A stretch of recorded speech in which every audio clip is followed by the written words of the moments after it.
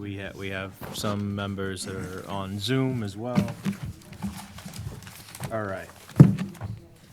I don't know what time it is. Let me my phone. I don't even have my phone. 7:03, I think. 7:03, all right. Motion open? Motion to open the planning board meeting Tuesday, December 17th, 2024, 7 PM. Motion made. Seconded. Motion made and seconded. All those in favor? Aye. Aye. So moved. Good evening, Groveland. We have an agenda here for discussion and possible vote. I'm gonna say most likely discussion. First agenda item, 37 Wood Street, 3-lot conceptual subdivision plan. Hey, DJ, do you want to try to do the second before? Because I think most of the people that are here for that.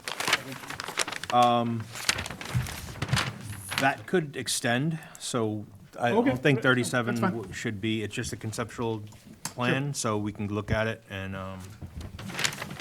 yeah, we're good, we should be Okay. good. Thank you, I appreciate it. No, of course. Yeah. So, someone's here from 37 Wood Street, wants to review, speak? You want me to just speak from my chair or No, you can get up to the mic, name, over there last? right from, yeah. We got we a can podium move for you, around. Jay. My name is James Ogden. Is it on green? It is now. All right. My name is James Ogden. I live at 2 Woodland Road in Georgetown, Massachusetts. A few years back, I had bought a parcel of land on Wood Street, and over the years, we had developed a few different portions of the property. And one of the last things we had done was donated about 7 or 8 acres of the land to the Groveland Conservation Commission. And the plan in front of you is a conceptual plan to develop a large portion of the remainder of the property into 3 residential lots, accessing a existing wetland crossing off of Wood Street in the area of 37 Wood Street, between houses, I think, 35 and 40, 41 maybe.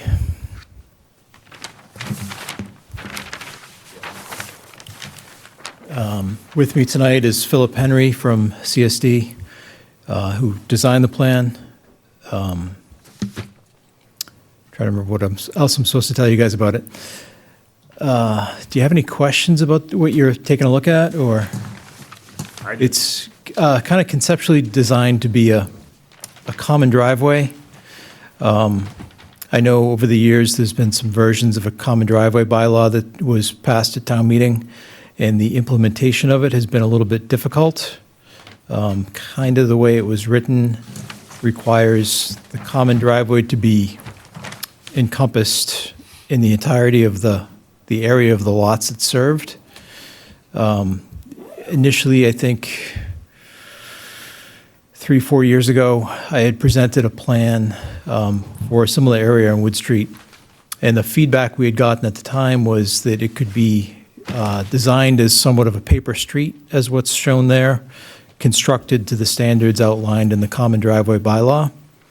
Alternatively, the way it's evolved, I think, is that the letter of the way the bylaw is written, each lot would require its own street frontage on an existing town road in order to qualify as a common driveway. But then how do you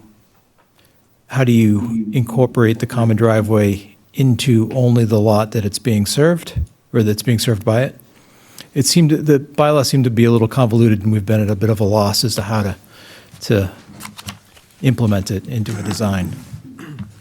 Let's say, right away, so whose deeded property would the proposed shared driveway be part of, giving right of way to the other properties? The way that plan is laid out, the common driveway would essentially be a private way with shared ownership between the 3 lots that it services.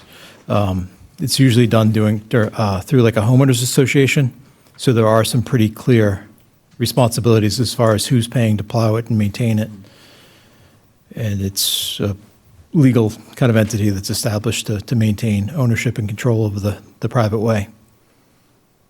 So we get 2 of these, maybe 3 of these in town. And if you're doing these under a subdivision, you gotta build the road in order to get the frontage of it. The common driveway bylaw that you were talking about was put into effect if you did have frontage off and there was a better access way. There's one right after King Street, the old Daniels property, where they actually had frontage, but it was like climbing a mountain again, but they had access through another way. So that was the first part that you talked about. In order for lots 1, 2, and 3 to actually come out to get their frontage, you're gonna have to build the road. And the road, it would be to town standards, which would do away with the private drive. This does not work at all. There's another example on King Street that was put in by another builder about 20, maybe 25 years ago. And what happened is that no one ended up responsible for the right-of-way. And the frontage couldn't do what we did with the common driveway bylaw. And it was completely wet on that stretch of King Street. And it wasn't until the other subdivision came in, okay, off Center Street, that person had to upgrade that road and actually make that up to town standards and put fire hydrants in. So this plan as it stands right now does not comply with that.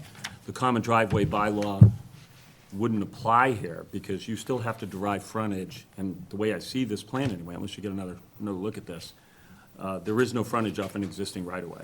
So that theory's out. But this looks, I can't tell from this particular spec, I'm glad it's a conceptual, thanks for doing that. But this was part of the Wood Street subdivision, not this giant piece? Yes. Okay, whatever happened with that?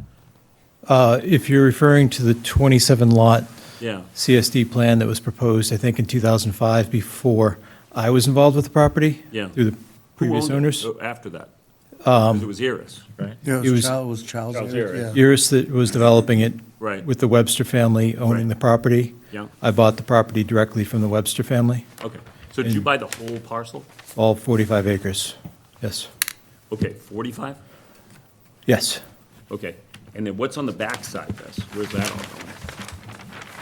Since this is yours as well? Yes. But everything in there in blue is what remains of the Webster property. Okay, so since this is a conceptual plan and this is a conceptual subdivision, what is the potential build-out of this plan?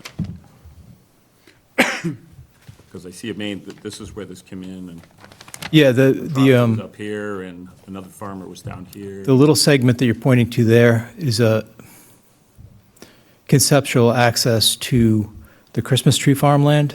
Yeah, I forget the owner's name. okay. But it was geared towards, that was laid out at a time when your CSD provisions, what are we calling CSD these days? Conservation Subdivision Design? Yeah.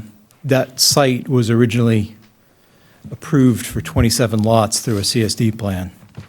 When I bought the property, we were still conceptualizing a CSD plan, but sometime in 2018,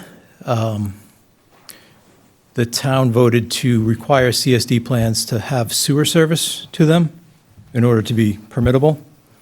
And it's just cost prohibitive to bring sewer service to that site, even if you had 27 approved lots. The Iris family couldn't figure out how to do it, and that's why they never bought it from the Websters, and that's how I ended up with it. It's just Yeah. cost prohibitive to bring sewer out there. There was a plan, coming down Wood to Seven Star that shot out to Maine, and there was a whole big plan onto that. But the CSD plan put the houses up in here, and this all became conservation. It's what most of it, actually. Yeah, the entrance that I was proposing was the entrance that the Iris plan used, and it continued straight through out to Center Street. Right. And- It actually had a bridge. Yeah, there was a bridge that was proposed. Yeah. One of the first things I did with the property was split a lot off of it on Center Street, which prohibited future access. Like, nobody would be able to build a road through the property. So my goal all along has been to get some more of the land out back there in the hands of the Conservation Commission. But I kind of got shot in the foot when the CSD requirements required sewer. So your plan is for a 3-lot subdivision and donating the remaining land to conservation? Well, my plan is a 3-lot subdivision. There's no There's no avenue available to me to facilitate donating the rest of the land to the town. Obviously, they would accept, well, they may not accept it. Well, Conservation would give them love a to ton of land, have they're it. gonna take it. It's like- Well, you'd be surprised. I've had a number of conversations over the years attempting to donate land to the town, and sometimes they don't want it. Well, this is a pretty good parcel, and Town Forest is up in that direction, and I was part of this whole project here, and that's why most of this was gonna be in hands of town conservation for recreational use. Absolutely. And all that stuff. Yep. So, but with this here, and not a potential build-out here, and you don't have anything on here, what are we to expect from this giant parcel at the moment, as you file this conception? Your expectations are simply what's in front of you, those 3 lots. Okay. You know, we gotta know what a build-out is, right? Max build-out? You know that one. You actually have no expectation for me to define for you what a build-out would be. I can tell you, because I'm a nice guy, that I can't see a way to build a dozen houses in there. Actually, a total piece, you could, because there was 27 in there. But there is a requirement for total build-up, as you know, because of based upon what the structure's gonna be like on the entrance, coming in and what's gonna support it. That's the reason why we have the max build-out plan. But You can know if you're gonna put this as a feeder street, or is it just gonna be a minor road, and all that. It's in the regs. Do you know what the difference between a minor and a major road is in Groveland? It's quite a bit with the gravel. It's like 3 more inches. and- No, I mean the split point between the number of homes that a minor road could service and a major Depends on road what could the length service. is And what you're doing. Yeah. That's the length of it, but how many houses can be supported by a minor road? It depends on the I frontage. think it's like, well, But that wasn't our question. Don't get caught up in the minutia there. What I'm asking you is, you got a large parcel here, and if you're filing a 3-lot subdivision, which is what this is, okay, and you still own this parcel, and you're gonna do something with it, you gotta propose, or at least tell us what you're thinking. You're thinking going to conservation is one, but we're gonna ask you at some point for a max build-out plan on this, okay? And I know a lot of lots can go in here. There's also a very large area that's wet in here.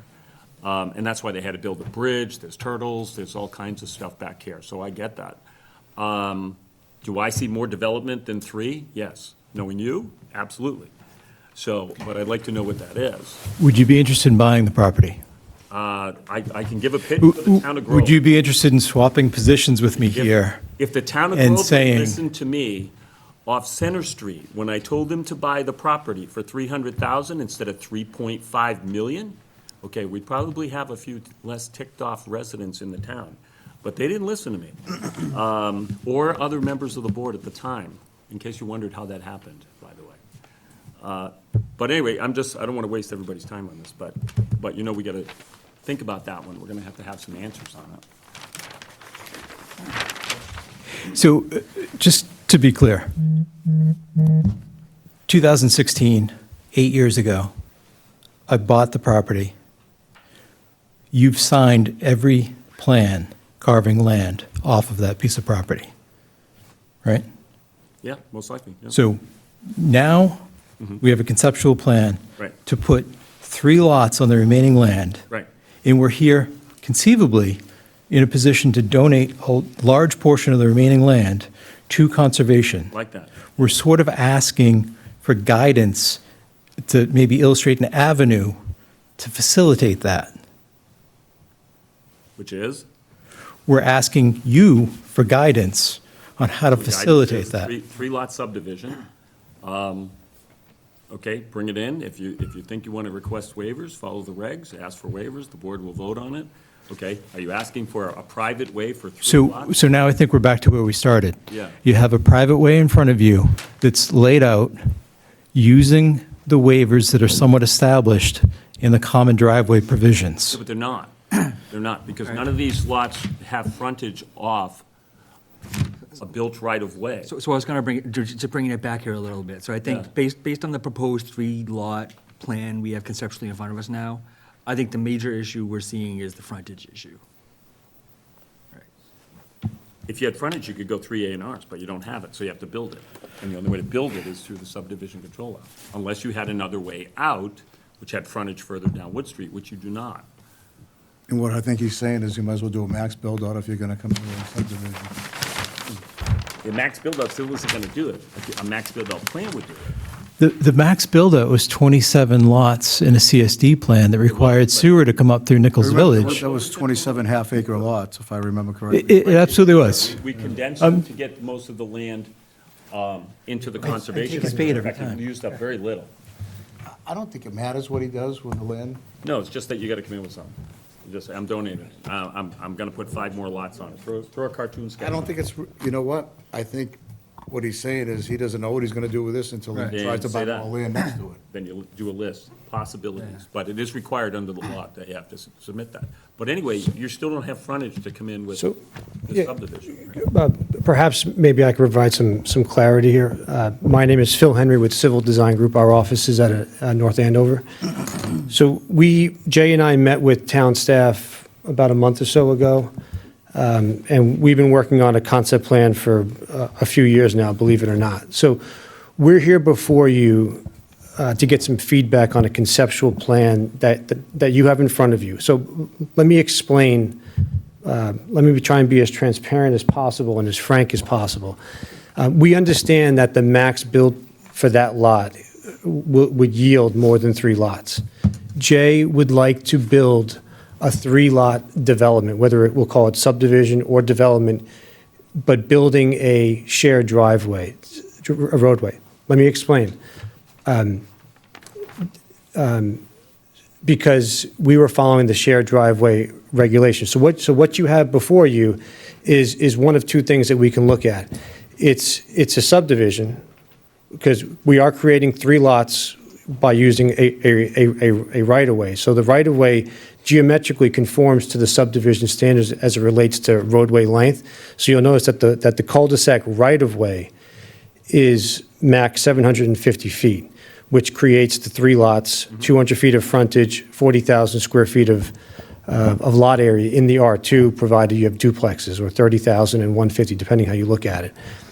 What we're asking the board today, and maybe the answer is no, and it looks like by your feedback, maybe it is, but that's what we're here for, is one way to look at this is we want to build a 3-lot subdivision with the right-of-way remains private, but we are asking to build the roadway to the shared common driveway standards. And that's outlined on, if you go to the non-aerial plan, Walter, and board, you'll see that there's some asterisks next to the subdivision regulations, and then there's a common driveway table. This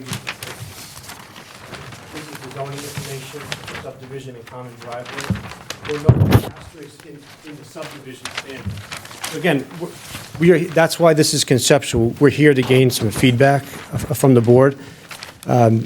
So what we're asking, and I have an alternate idea that I'd like to share with the board, but we'd like some feedback on, is this viable to build a 3-lot subdivision with roadway standards conforming to common access drive and seeking waivers? I think there's only 3 or 4 waivers for street, or well, I'll call it minor street roadway standards. So that's our question to the board.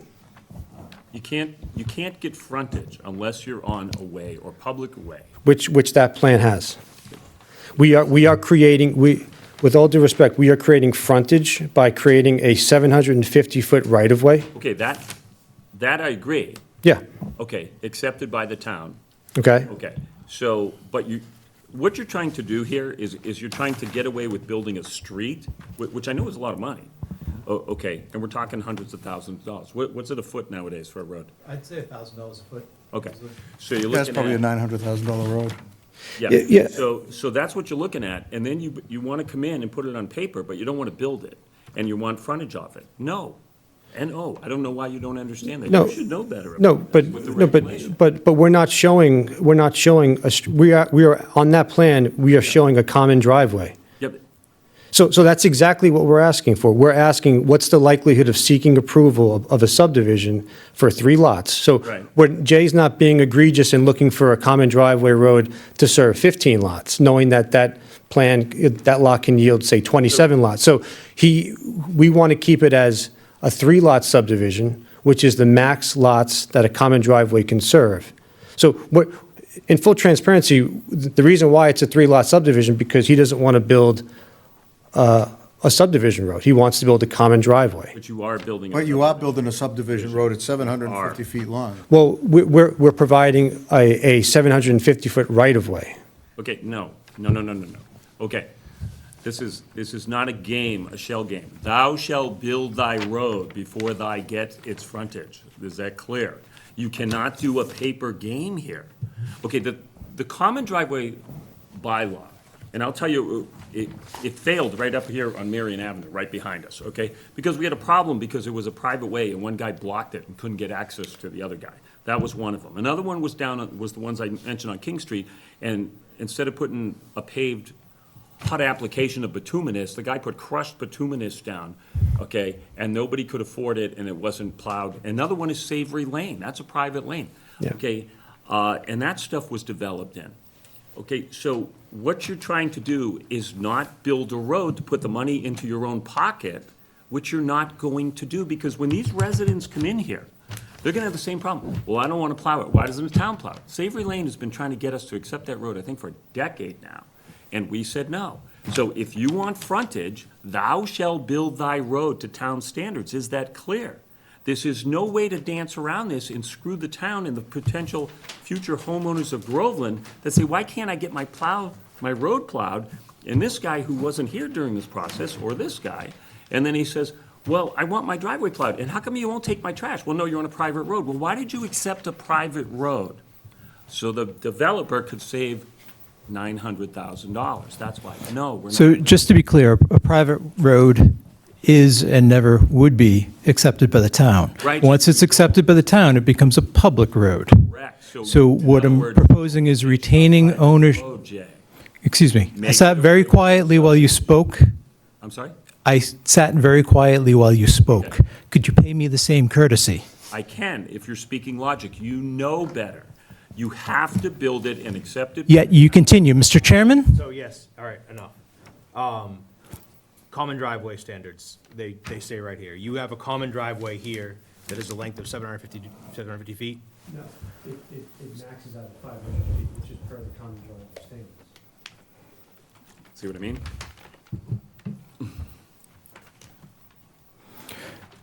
May I make a couple of comments regarding common driveways? Sure. Anybody happen to recall when Groveland adopted a common driveway bylaw? Yes, I was against it, for this reason. What year was it? We'll have to look that one up. It's around 2018, 2020? It was proposed at town meeting as being a way to avoid a developer coming in to seek a variety of waivers, but give them an avenue to still build homes that the town wants to see built without applicants having to continuously come in and seek a laundry list of waivers. That's verbatim out of your town meeting handbook. I'll bring it in and I'll let you read it. Okay. Beyond that, You guys want to send this over to, get this out for review, if you want. It's a flat fee. Send it out for review, have them come back with answers on it. beyond that, every common driveway you referred to was not applied for or approved under this common driveway bylaw. It's irrelevant. It's like, it's apples and oranges. This is a whole different thing. Jay, you're an engineer. This does not meet the I'm actually not an engineer. driveway standard for a subdivision. You have to have the frontage. The other ones did. This does not. You don't have frontage because you don't have a way in yet. Has to be approved in a way or a public way. A&R handbook, okay? You should know that. You should know that, I'm just shocked that you've suddenly found an A&R handbook. okay? So, So I think, why don't we continue it, and why don't we do some yeah, discovery? it's, I think what they can do is just submit it for review, and then they can decide what they want to do with it. So you're I gonna put think it it's a through flat fee, engineering? right? Rebecca? I'm still trying to follow the conversation. I know, so you wanna put them through, hold on, so you wanna put them through TEC, It's a, Have them it's a, spend for a money for conceptual, it's something that- $500, it's a flat fee, it's a cursory look, that's it. No, I don't have to do that. I mean, that's up to the applicant, they could do that, that's the next step, okay? Or they can take this back to the drawing board and then come forward with a preliminary subdivision plan, and then we can just go through that. I would like to look at this a little bit more, further along. Yeah. Not here. Well, yeah, I know, this is the first time we're looking at it. Yeah, we've seen this like 3 days ago, and this is, we're not having a thumbs up or thumbs down decision. Right. Without any of us having any chance to talk with one another, to review any documents, to get a good look on what common driveways are and all the background about it. Right, to and again, Be informed and intelligent about it. And to be fair, I don't know that the applicant's seeking a thumbs up or thumbs down right now. Anyways, I think he's looking for just input on the overall project. Let's make sure the as it lots stands, right? meet our standards, the new standards, which they look like they do. Yeah, that's why we send it over to TEC, they look at the conceptual plan, it's just like a one-page answer, meets, doesn't meet, needs this, and that's it. And Before then it we goes approve there, them. I want to take a look at the, Yeah. Oh, I'm in agreement with it, okay. yeah. Okay, someone want to fly a motion? Well, do you guys agree with that? I would agree that you should definitely take a longer, closer look at it. You should definitely read the actual bylaws you guys have on the books and form 5 separate independent opinions beyond Right. Mr. Sorensen's. Yeah, Yeah. And if we do that. We come back to discuss it again. I think- That would be great. Want to fly a motion, somebody? Move to continue. We Second. have time to take a look at this and look at our regs and look at the bylaws and, Agreed. Just need a motion and second. so motioned. I just flew a motion. Second, Do we need to state date? Of continuing? I'm, the next meeting, I think we, January 7th. January 2nd. okay, so I motion that we move this to January 7th while the board has time to digest and to read and, You want to go February? Request for February, Second meeting in January would be great. okay. yeah. Double vote. All right, so that would be the Is that, 14th? No, is it the 21st? 21st. Oh, that's right. Yeah, the other 14. Yeah, on the, 21st. So continued to January 21st. All those in favor? Aye. Aye. Aye. So moved. Thank you. Thank you. Thanks very much. thanks, Jay.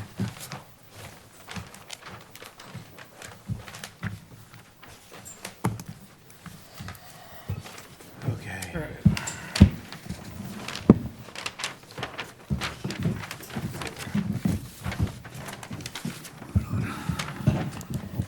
Next up, we have a public hearing continued for 181R School Street. Here we go.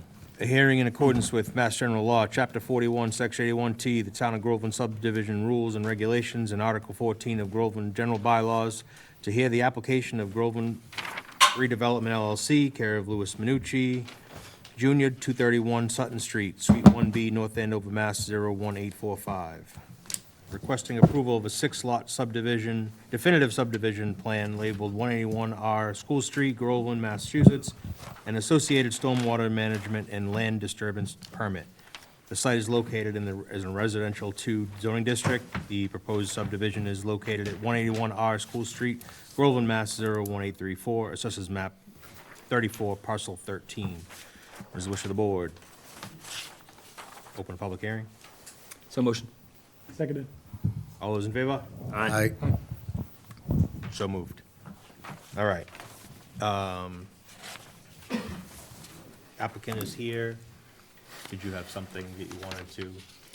Briefly, Mr. Chair, but first, for the record, my name is Scott Cameron with the Morgan Cameron Group, Haverhill and Danvers, Massachusetts. And Eric Loth is also here from Groveland Redevelopment LLC.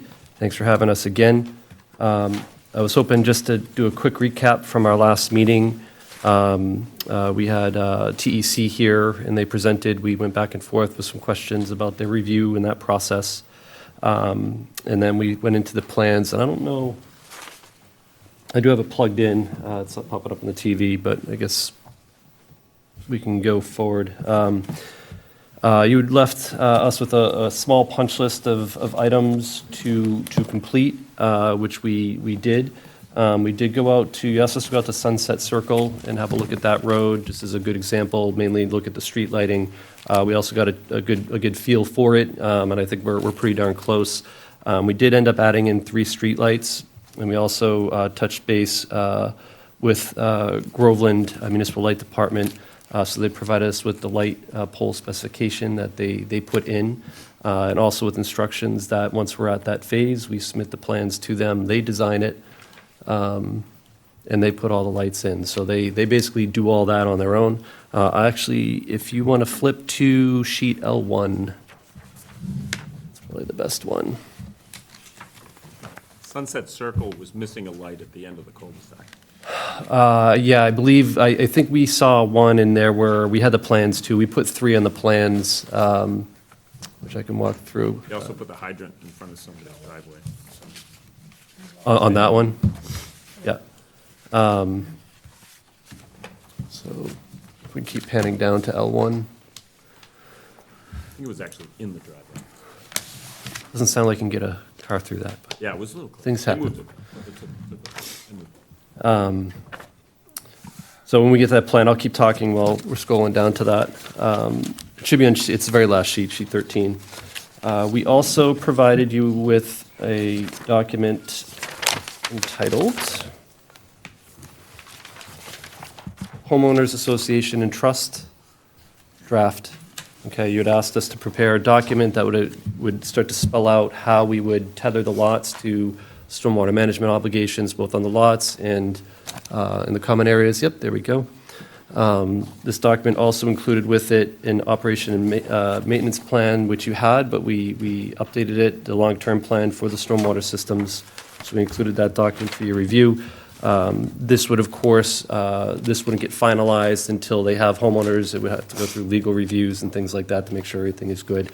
But this is one we've used in the past in similar applications, so you can understand what those look like. And that would be attached to every lot in the subdivision. It would name each lot, the responsibilities of each, and that runs with the title of the land in perpetuity. So you would have something there, homeowners would receive that.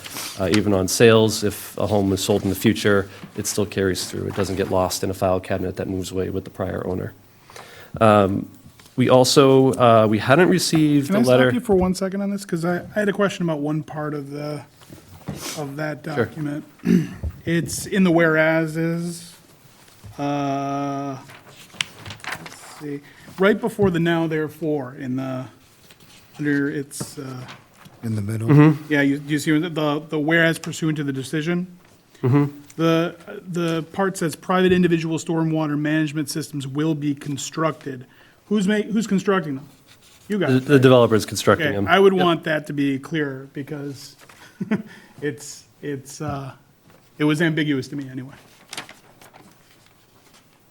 So pursuant to the decision, I would say something like, the developer will construct private individual stormwater management systems. Yeah. Yada, yada, yada, the rest of the way.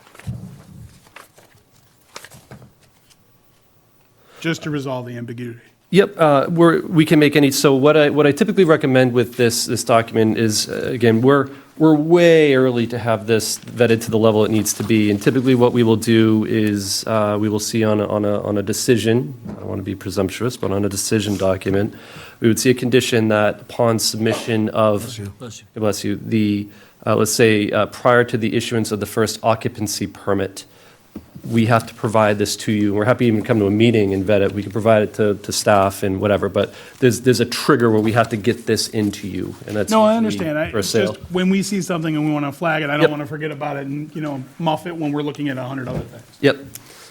And after 3 or 4 attorneys go through it, we're going to have all sorts of other questions. There will be additional edits, I'm sure. Yep.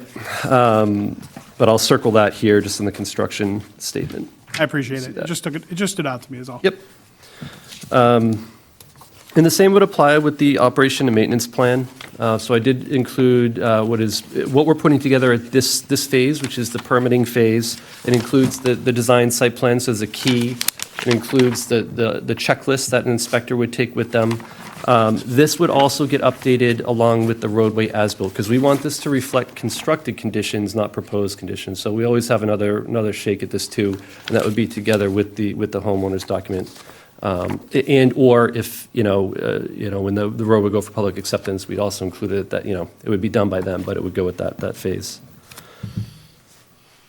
We had been working with the Water and Sewer Department, Colin Stokes. They had done their own review with the third-party consultants. We got the letter, not in time for the last meeting, but we did provide responses, and we made a few adjustments to it.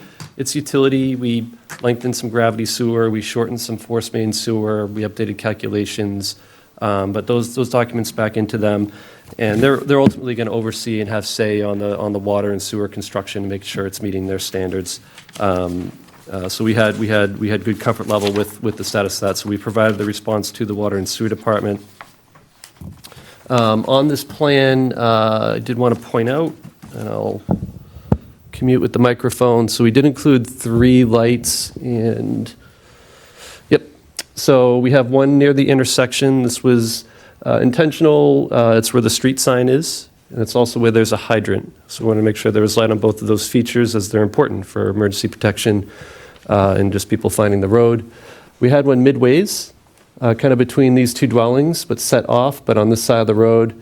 And then we had another one up at the cul-de-sac to illuminate that area. And again, try to keep it between the homes so it wouldn't be a nuisance, so we don't see 3 lights and 2 hydrants. 2 hydrants. Just 2? Yep. What's the, what, is that from the water department? Yeah. The fire chief? Yep.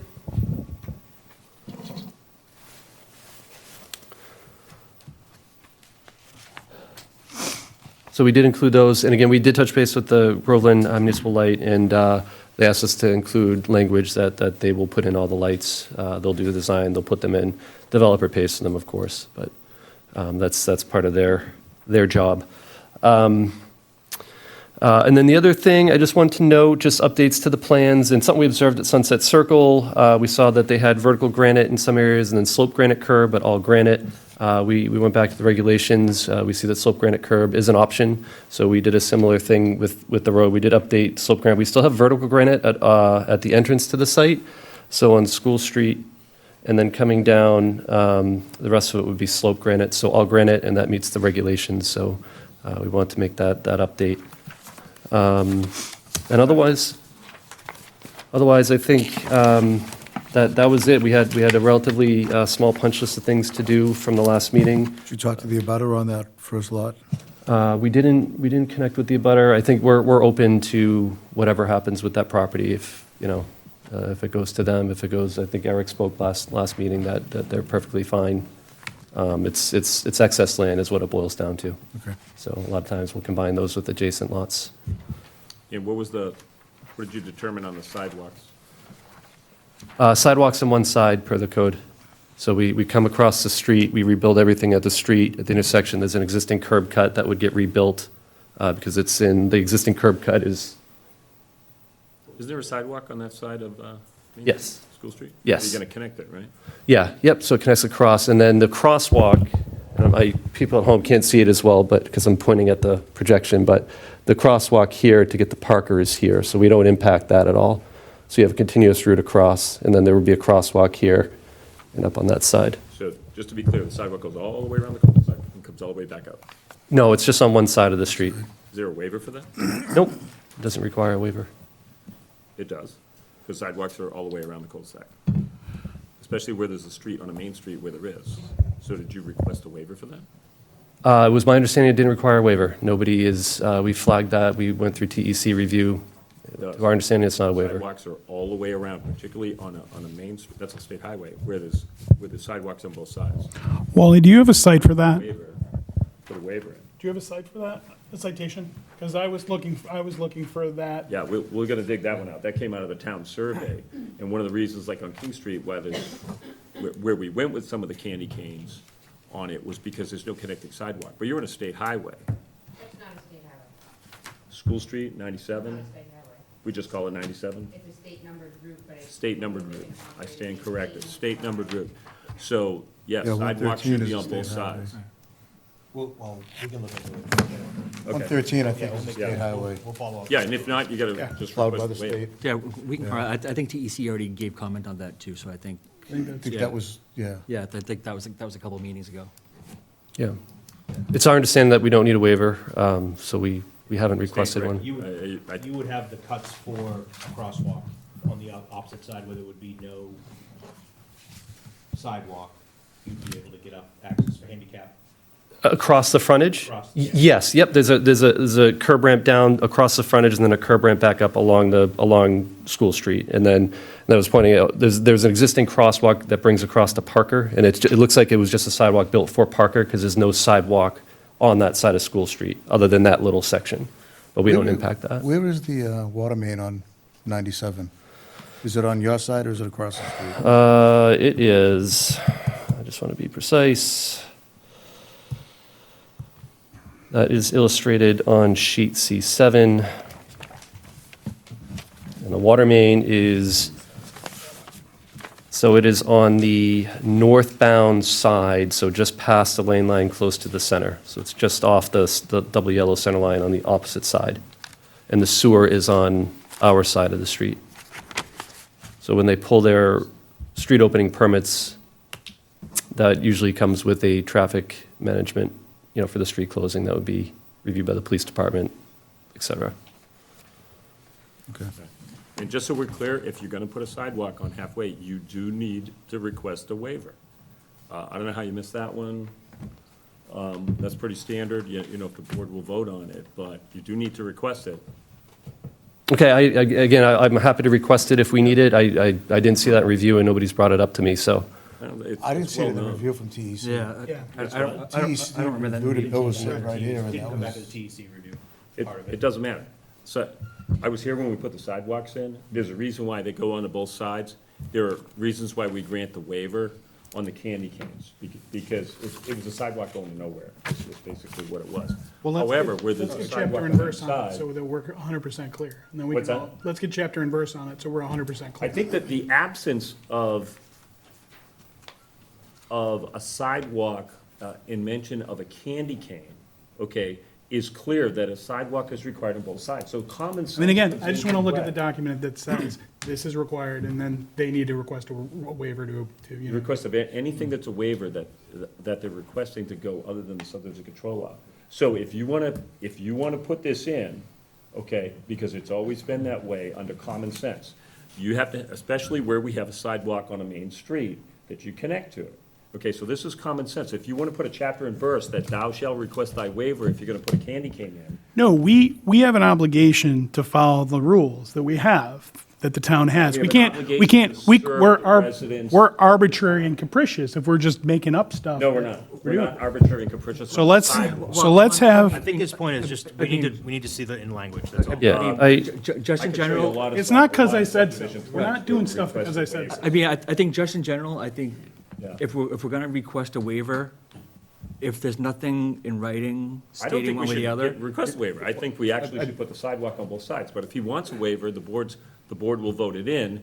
I mean, that's fine. And we can show you plenty of subdivision plans where that sidewalk. we don't want to see the plan, we want to see. Right, we want to see the verse. requirement, not the plan. But I think if we're gonna ask for a waiver, there needs to be something to ask for a waiver from, and right? Actually, it's not us that request the waiver.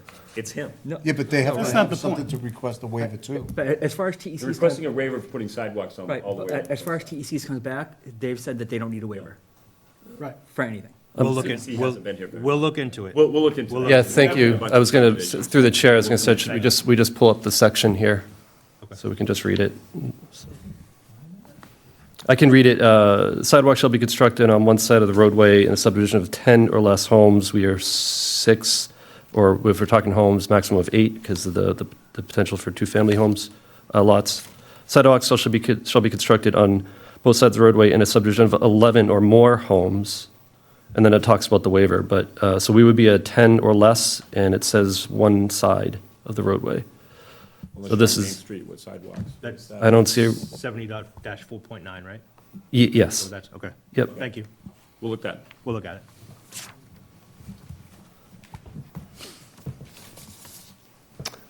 That's all I have tonight. We were hoping to hopefully push this to completion tonight, unless the board had any other concerns that we hadn't heard at the prior meeting.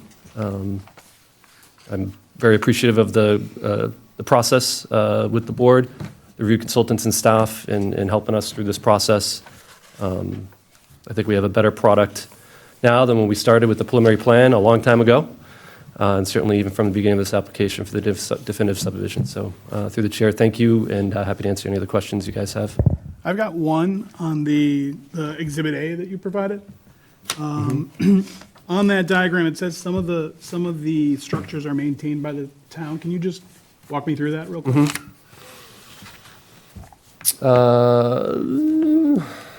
Probably the page above this would be better. Yep. A little bit further up. So, This was, Yep. it's a different packet. I didn't get that, yeah. It's in there kind of deep. I have an extra copy if you'd like one. It's, flip that over. If you flip that over, it's right on the bottom. And then it says. It's in the way. It's in with this HOA plan. It's at the end of the plan, 100%. So Exhibit A, so everybody's clarification, this is an exhibit that is with the long-term operation and maintenance plan that identifies the stormwater management features, both in this case on the lots, and then in the easement, and then the roadway. There are going to be manhole structures here with catch basins and drain manholes and pipes, and then there's a retention basin. In this instance, should the road go through completion of construction, and then the developer requests that the town accept it as a public road, everything within the right-of-way would become the public's responsibility to maintain, so your water, your sewer, and the storm sewer. And then, in this case, there's one retention pond in the back that will do the bulk of the stormwater management from the road, as well as a little bit of the lots. But the retention basin would be that piece that is maintained. And that's P4 on the key, Yeah. where it says to be maintained by the town of Groveland. And what we wanted to do, to be clear, the reason we put that language on here is we also have private lot up, best management Right. practices, those are the rain gardens. Right. And we wanted to make sure it's clear, the rain gardens are by the lot owners. We're putting that here, it is on your deed, you can't fill them in, you can't destroy them, the HOA has the right to go back into your properties. This document also establishes a blanket easement over all the properties for the purpose of inspecting and maintaining those systems on the lots. And that's that's why we put that language on here. No, I is to appreciate it. That's Make it clear. that's exactly what I was. So kinda- P4 is a drainage easement that the town can, That would be a drainage, Access. yep, correct. And that's a physical easement, that's a specific, it's got bearings and distances on it, you can lay it out. Well, not just access, but is required to maintain. Right. Right. Yep. who's going to maintain the overgrowth? Will that be the town? I mean, I think that was going to be my question as well, being that. Because you know what happens to drainage basins, they just Right. get overgrown, and usually I don't see the town going in to cut those things. Going into, to keep that mowed in the summer and, yeah. You know, they'll go in what they can reach around the road on a cul-de-sac, but they're not going into, I have, one of my neighbors, he's not going Right. into my neighbors and cutting that out, and that's pretty overgrown. Right, I mean, I don't know if the town has a maintenance plans for, They don't. yeah. Okay. Pat, were you good with your with response? I would, Were you good with the response? Oh, yeah. Yeah, okay. yeah. I was just going to suggest, we want a quality neighborhood as well. We don't want an overgrown something or other. So it wouldn't be a huge lift to include the mowing of that as part of the HOA's responsibility. As far as any major, if it needed to be cut out or if major work, that would still fall on the town. But I think as far as the ongoing maintenance, they can certainly do it. They have an obligation to report to the town anyways because of the other features, so this wouldn't be a, Yeah, I mean, I think I would be more comfortable with just all maintenance covered by the HOA. Like, I don't know that the town should be liable for any maintenance on They're it. not going to do it. Right. So on that P4, can you, on that drainage basin, do you have topo on that? yeah. A slope? Yeah. Is it riprap with a 4 bays? Can we see Yep, that on? yeah, it can all be recreated. It can all be put on the ground, recreated per the plans here. If If we're talking about somebody going in to mow it, Yeah. is it going to be all riprap? Are they going to? Oh, no, in it's there on the it's sides? vegetated, it's lawn. It's 3-to-1 slopes and relatively flat. Okay. Mr. Chair, Eric Lowe from Groveland Redevelopment, thanks for having us. What we've done in a few other towns is we've asked, where the town actually had the obligation, we've asked for the right to be able to go in and take care of it in case they didn't, and we could do it the other way too, if you want to put the responsibility on us, but you guys want the ability to go in and, say the homeowners weren't taken care of, even though it's an HOA, you might want the right to come in and say, it's not working, and let us come in there, so. And how do you police that? You both have, right, yeah, yeah. I mean, really. Yeah, I it's think reciprocal. Like, if there's an emergency, the town's gonna be better equipped to come out and respond to an emergency. That's. You might just go in anyways, but. Right, right. Yeah, I mean, I'm sure Water and Sewer would like the right to go in if they deem it necessary to go in, but I don't know that the town wants to have the burden of maintenance of the catch basin. Absolutely It's not. understandable. Right. No. And when I talk about emergency, I'm talking about like, let's say there's a fire, right? And the hydrants are running and there's just water running down and all of a sudden that thing's got to be dredged out because stuff ran in, like, that's an emergency situation. The town might want to respond to that immediately. Or they might want to pump out of it, get fire water, you know? So there's things they can do. I don't see the town dredging it either. No. I mean, that's gonna be an HOA. Yeah, I mean, Yeah. right now you have, it's covered, it's over 2 lots, I mean, yeah. Right. I don't see the town wanting to keep have the burden of that maintenance whatsoever. And they could clog up. I mean, let's. Yeah. Anything fails in time, I mean, it's, yeah, you got to keep up with it. Yeah. Facing on a house, you got to keep up with it, paint it. Maintenance bond for a few years. It's not a few years. What happens 10 years down the road? Well, right. you know? Yeah, just to see if things work, but that is a good question. So, Well, I think- under the HOA, the homeowner's responsible to go back out and dredge it? You would think, but, you know, And to handle the I money. think they gotta do it. They may exactly. not know how to do it. I mean, I think just on the age, I think. Well, they may, right, they may not even know to do it, Right. you know? Well, that's why That- they're providing a maintenance plan to show you, to say, this is what you need to do. So, Right. yeah, This so, is the maintenance plan, Sam. I mean, really. Right, so when buying the property, you're buying into, this is the maintenance plan that's attached to your deed. Right. Yeah. So then, what's that gonna cost per potential homeowner, and why is that necessary to begin with?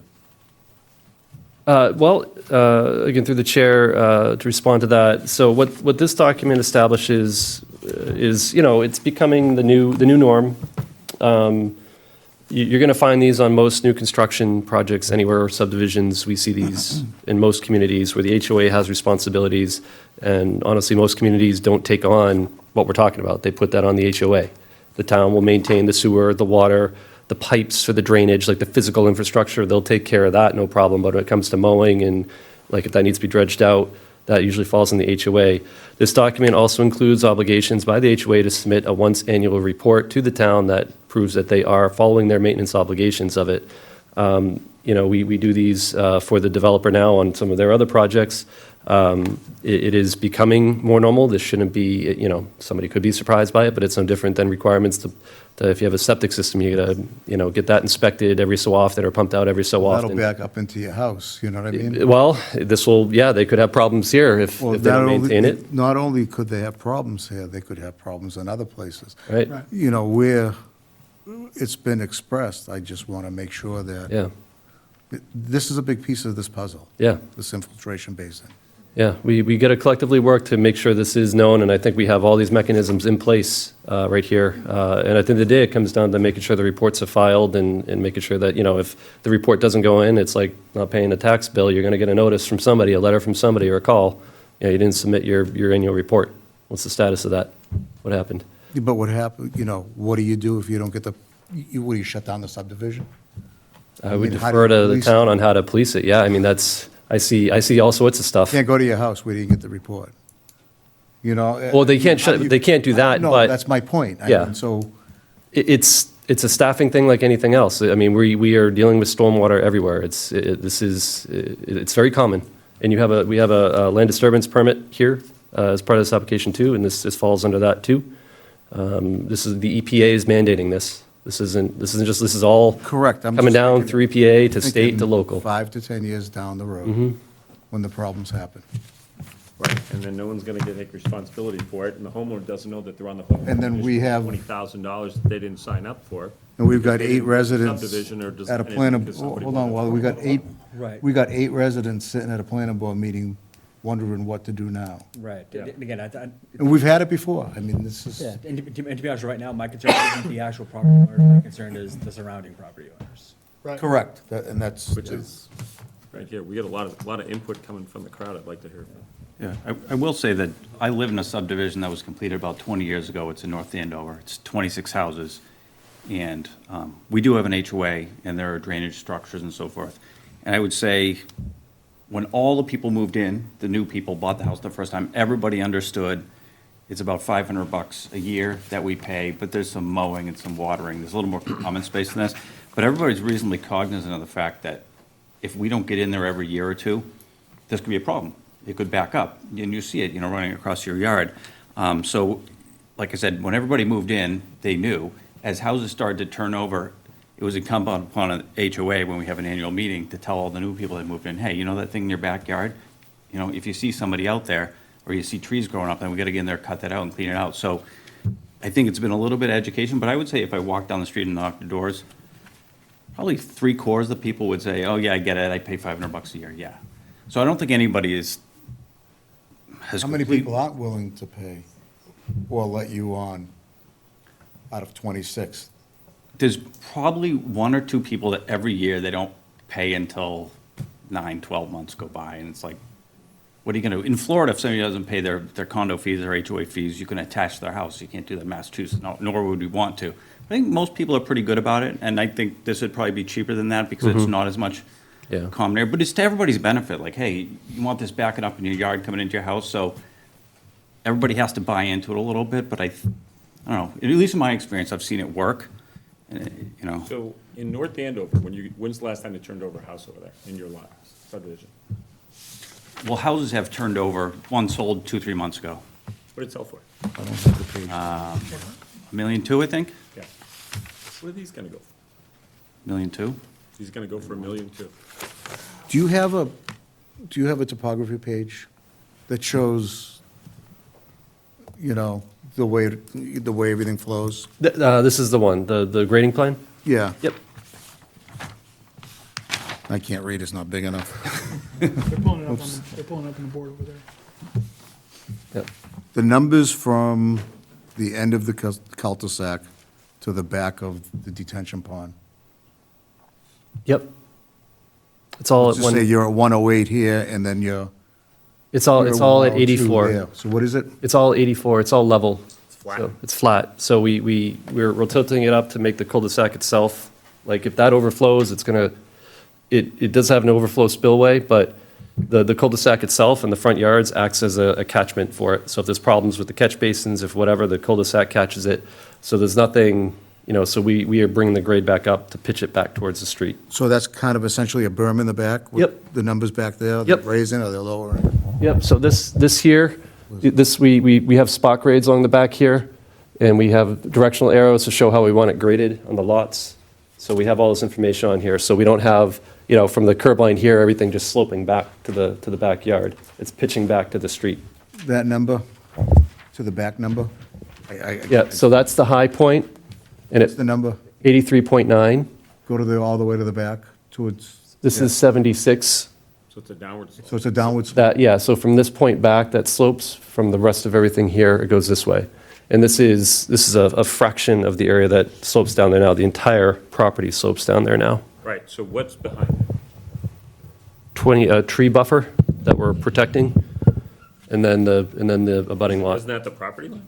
Yeah, What's on the other side of the property line? the abutters, Another property. Whitestone, yeah. Yeah, I needed an answer, yeah. Yep. Okay. So the 83.9, that stays level all the way to the cul-de-sac, the It, end of the it, cul-de-sac? it pitches back towards the retention pond, so we're bringing all the water, the whole project goes down to the retention system. Everything follows those arrows. Yep, That was a 79. And the detention pond back to the cul-de-sac, there's a pitch back to the cul-de-sac? it's more or less level, it's all 84 in that area, so it's all level. So we're going from 82, and what am I seeing on that plan, 64 Wow, you got good eyes. in the way back? 76. 76, Way back, yep. way back. Going back, yeah, you're more or less into their driveway. There's Yeah, a catch this is basin gonna be there. great. Yep, Yeah, Oh, I see your 64. 62, and then way back 64, okay. So this, from the top that you have there at 82, she's gonna slope all the way back. So where does that water go? that would continue to drain off where it's Right going off now, where? towards the abutting lot. So it's gonna go downhill Yeah, to absolutely. the people on Whitestone. And Correct. where does that water go now? It goes there now. The whole property slopes down towards that point.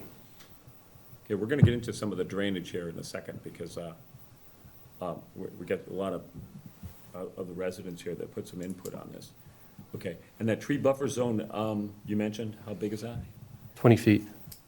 20 feet wide? Mm-hmm. You gonna plant those, or are those existing? We're not touching it. It's wooded, and we're infilling some areas, Wait a minute, certain areas that are say that thin. slowly. You're gonna do what? We're not touching the existing trees along the lot line. There's a 20-foot protected buffer that we're going to put markers in along so that it's marked, not clear, not Okay, touch. So that's good. And then show me where that is. That's this line here around the perimeter. It looks like a zoning setback, and then these are the markers. Okay, those are the markers. Okay, and how dense is that buffer zone? It's the existing woodland, so Is it like 2-inch trees, 10-inch trees? there's some big trees in there. What's that? There's some big trees, Define big. 12 to 18 inches to 6 inches. It's forested. It's a mixed bag over there. Yep. Okay. On that, because once you start playing with that, that's gonna be interesting. Yep. What's forward of that? Is there a tree line there now? They're cleared pretty much to the lot line on the other side, and that's pretty typical around the perimeter. Well, that's not necessarily typical unless you make it that way. We're- I remember we're- this lot was, somebody went in there early. So I mean, so just to bring it back a little bit, so right now, the slope, the 82 to 76, that's the existing slope as it stands today. The way that the catch basin right now, and the proposed catch basin, excuse me, is being planned, will be an improvement on the water drainage as it stands today. Yeah, so that point we're talking about, and you can see at the very, very top offsite, it says 62.3. That's actually a pipe on the abutting property. That's where a lot of things drain to. So in this case, we called this back area, it was a design point where we looked at the water that comes to that point, goes to that direction. So that's design point 3 in the technical report. And in all storm events, so we designed for the 2, 10, 25, and 100-year storm events, and those are on the enhanced rainfall rates, in addition to even what your code requires. We actually went more than that. We are showing a reduction in all storm events, so we're not making the situation any worse at that point. And that's the case for every point where water exits this property now. We're reducing the rate of runoff to those points.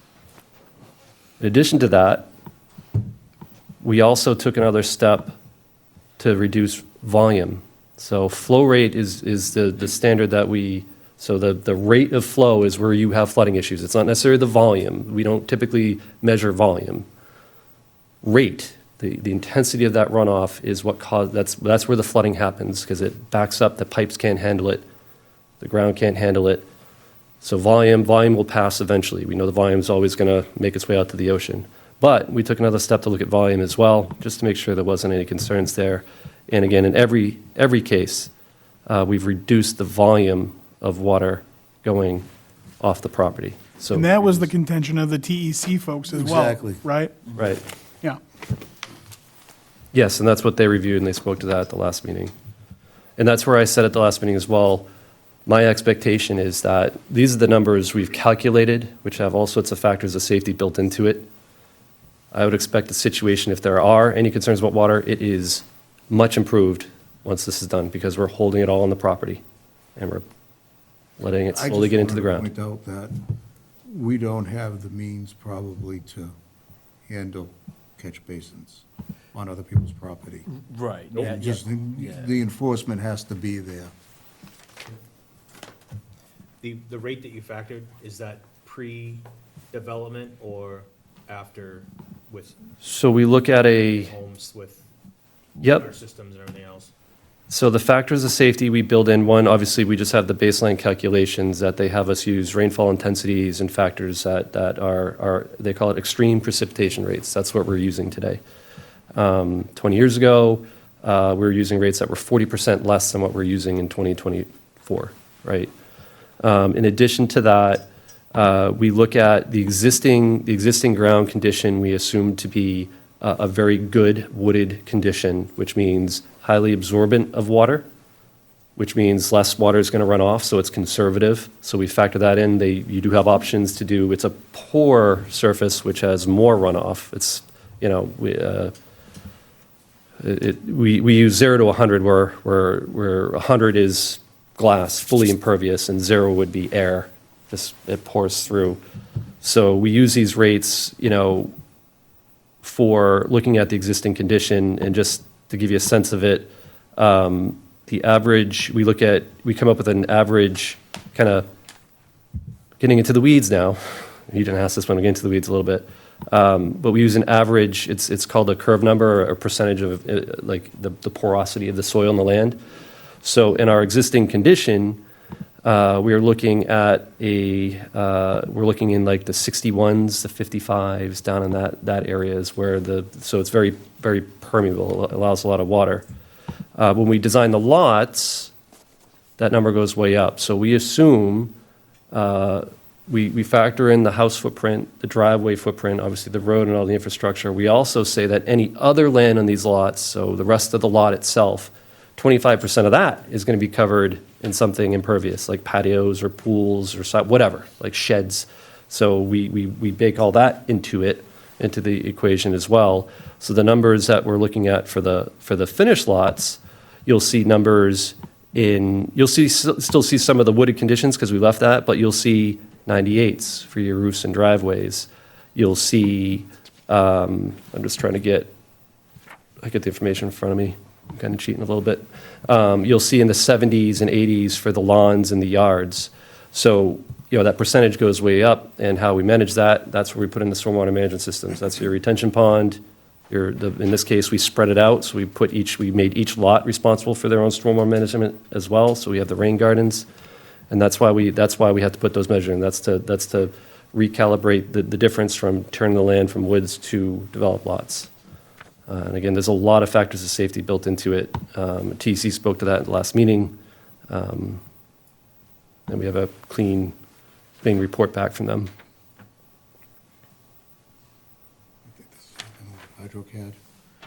HydroCAD. Can you go over just a couple of things? Why, you have dwelling 1A, dwelling 1B on the same lot? Yep. What is that? The lots are large enough to accommodate a two-family dwelling, so for the purposes of our design, we took worst-case scenarios, so we didn't want to assume it would be a single. We assumed it would be a two-family because it's large enough. It doesn't say it has to be a two-family, but somebody could choose to put a single-family. It's just large enough, and that's what the zoning says they can do. So we designed the systems to account for that. Okay. What are you putting out there? They're not building. They're not. They're not doing the construction. Construction, they're just doing. So you're selling lots off? Yep. So who's going to be responsible for doing all of this? The developer's going to put in the road, rough grade everything. He's committed to doing all that work. Right, we want to be responsible for making sure everything that's gonna, all the infrastructure is in, so it works, because we don't want someone calling us in 5 years and saying, hey, this is kind of a small project for us, we don't want this to be the tail wagging the dog and us having a problem here. I'd happily go build these if we could find a partner that would build them with them. We don't build single-family homes, we build mostly apartment projects. But I think these days, to make money building a single-family home, you almost have to be doing it yourself. It's just gotten so expensive, and that's why when you asked how much might a house cost, if it's $300 a square foot to build a house and you build a 3,000 square foot home, you're at 900 grand before you pay for the land, pay a commission for a broker, before anybody makes any money. It's like, So how many duplexes are you putting in there? There are 2 lots that are large enough for that. I see one, So- I see the other one. Yep. Okay. And so so each of the duplexes will be 1.2? So there's 2.4 million bucks on that one lot right there? They typically won't be as much as the singles, right, my experience. that'll be up to the 7, builder. I guess, I'm not a realtor, but.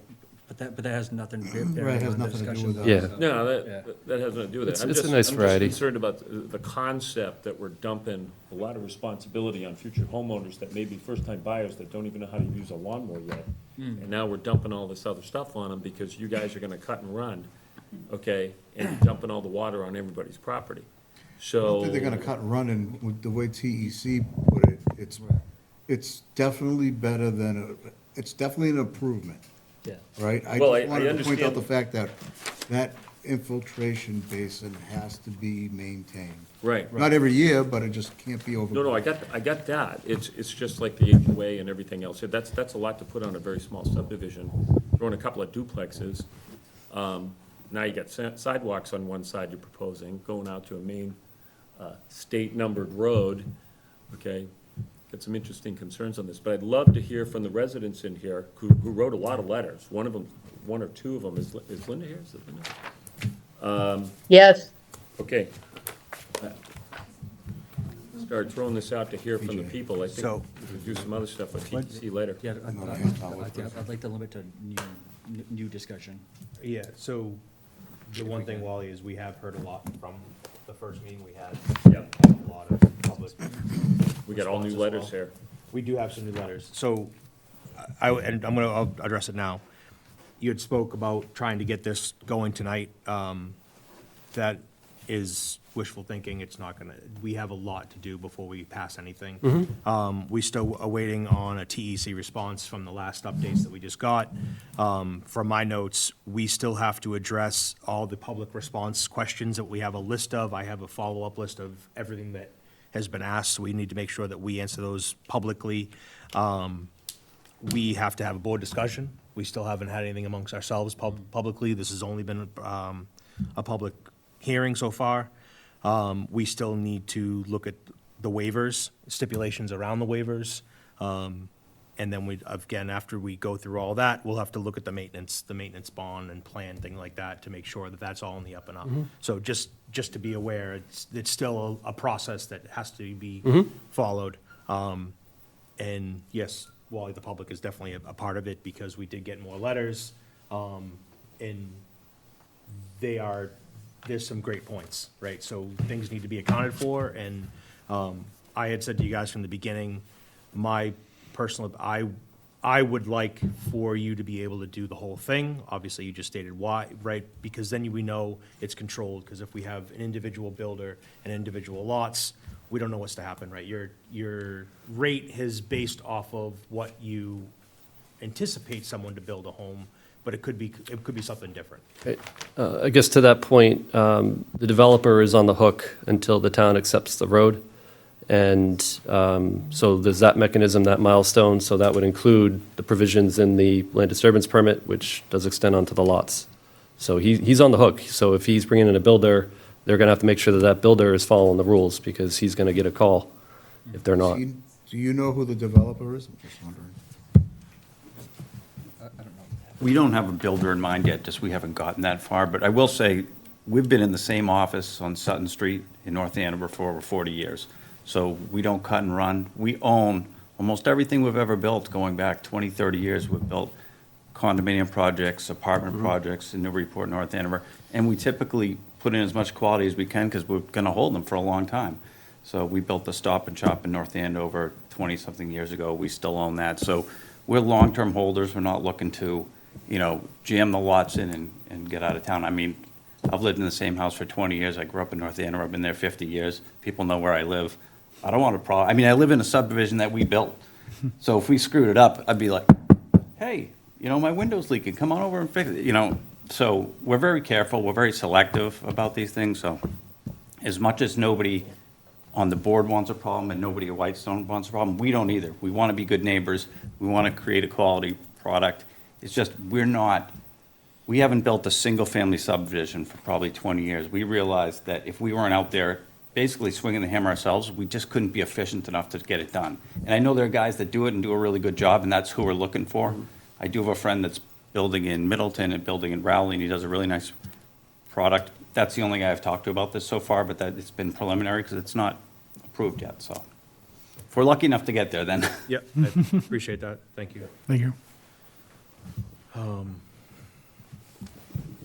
As far as public comment from the residents that are here, I see a lot of the same faces.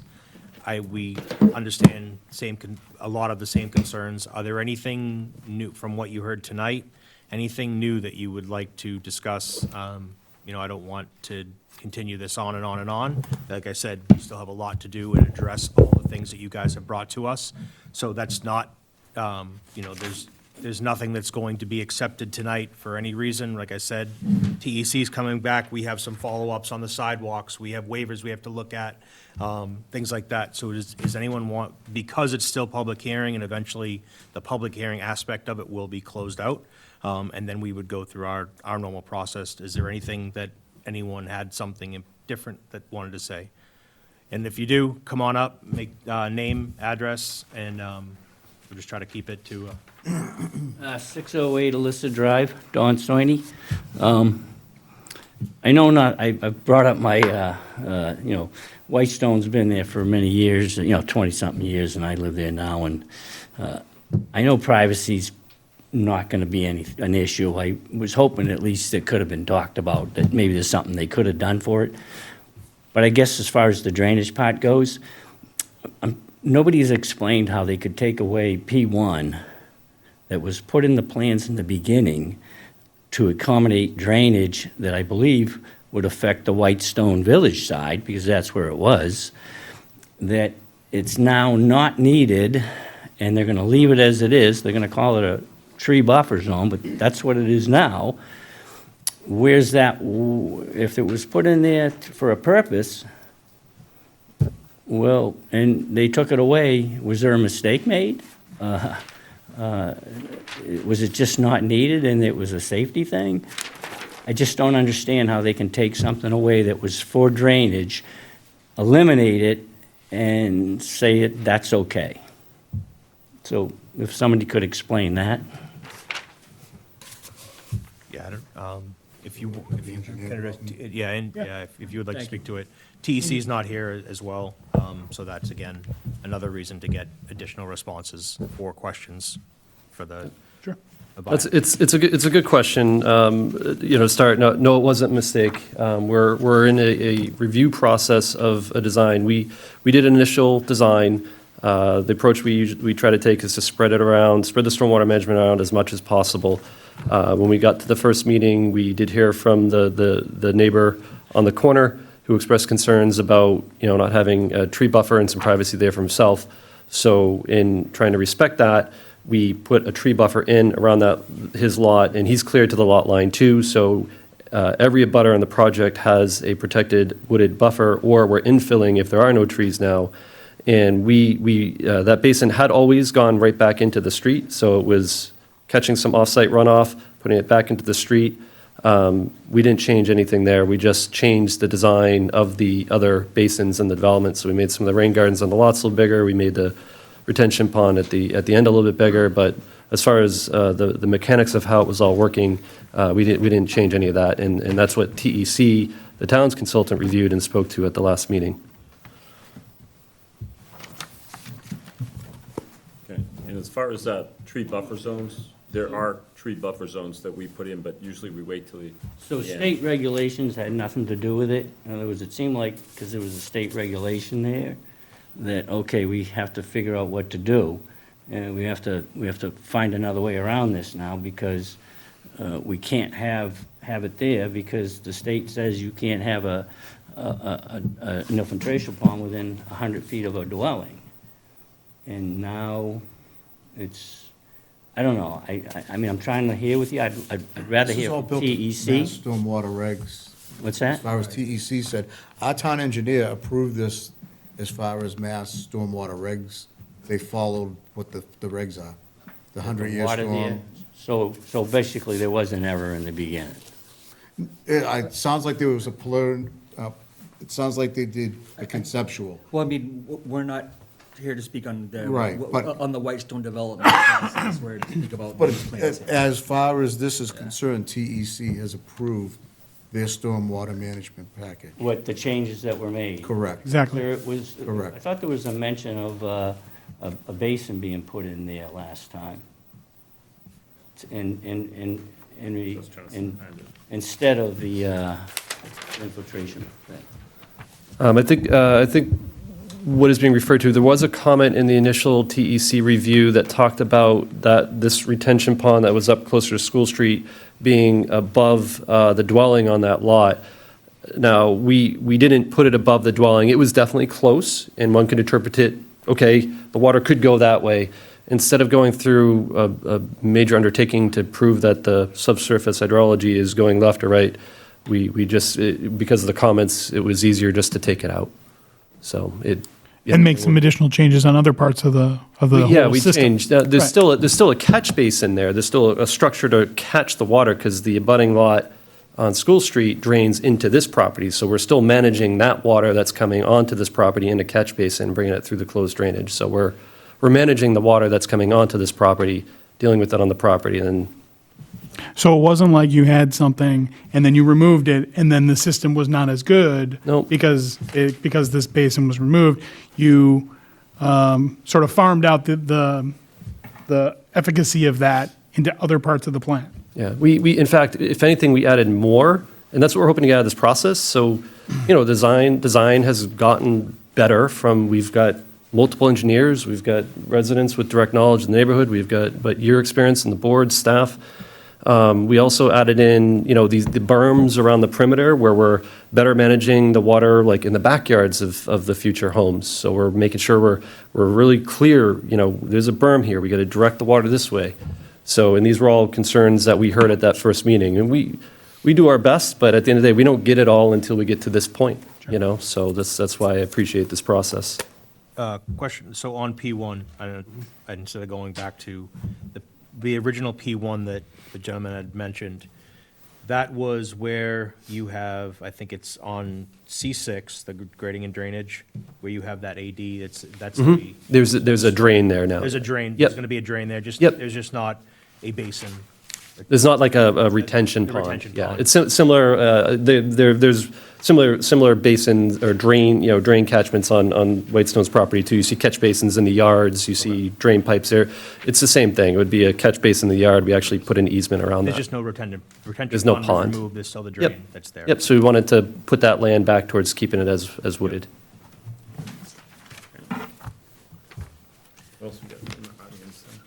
Does anyone else have any questions? Sure, absolutely. Step right up.